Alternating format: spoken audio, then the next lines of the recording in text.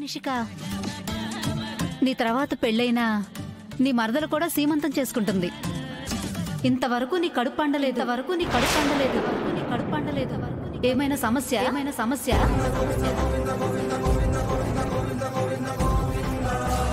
How dare you?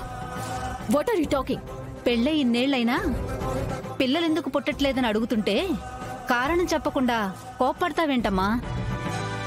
మేము ఇప్పుడే వద్దు అనుకున్నాం. చాలా వద్దనుకోవటమేంటి? ఇంకెప్పుడు కంటారమ్మా? ముసలోళ్ళయ్యాక?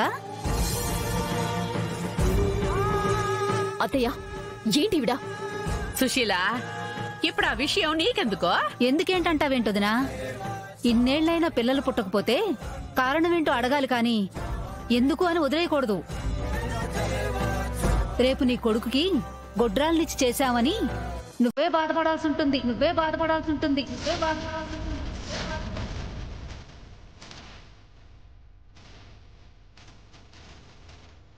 ఏమండి, అసలు పర్సనల్ విషయం మీరు పబ్లిక్ గా అడగడమే తప్పు అంటే మీరే మీ ఇష్టానికి ఒక నిర్ణయానికి వచ్చేస్తారా? వాళ్ళు కనాలి అనుకున్నప్పుడు ప్లాన్ చేసుకుంటారు. అయినా అవన్నీ మీకెందుకండి? మీరు దాన్ని అడగకూడదు కదా? నన్ను మాత్రమే అడగద్దంటే సరిపోతుందా? వీధిలో ఉన్న అందరూ కూడా ఇదే అనుకుంటున్నారు. అసలు నిన్ను కూడా ఇదే అడగాలి. నువ్వు నిషికాకు అక్కవే అంటగా? నీకు కూడా బిడ్డను కనే భాగ్యం ఇంకా కలగలేదంటగా? వదినా, అక్క వారసత్వమే చెల్లెలికొచ్చినట్టుంది. పిల్లల్ని కనే యోగ్యత వీళ్ళకి లేదేమో. సుశీల గారు, మీ వయసుకు తగ్గట్టుగా మాట్లాడండి. ఫంక్షన్కి వచ్చారు, హుందాగా ప్రవర్తించండి. మీ అభిప్రాయాన్ని వీధిలో వాళ్ల మీదకు రుద్దకండి. అది కాదండి. వినండి, అసలు వాళ్ల పిల్లల గురించి మీకెందుకు? వాళ్ళకేమంత వయసు అయిపోయిందని భాగ్యాలు, యోగ్యతలు, వారసత్వాలు గొడ్రాళ్ల దాకా వెళ్ళిపోతున్నారు. కొన్నాళ్లు ఆగి కందామనుకుంటున్నారు.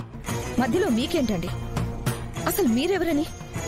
ఒక మాట అనే ముందు వాళ్ళ మనసులు ఎంతగా గాయం అవుతాయో ఒక్కసారి ఆలోచించండి. ఇప్పుడు నేనేమన్నానమ్మా? వీళ్ళకి కనాలనే ఉన్నా కనలేకపోతున్నారేమోనని చిన్న అనుమానం. ఏమో, అబ్బాయిల్లో లోపముందో వీళ్లలో లోపముందో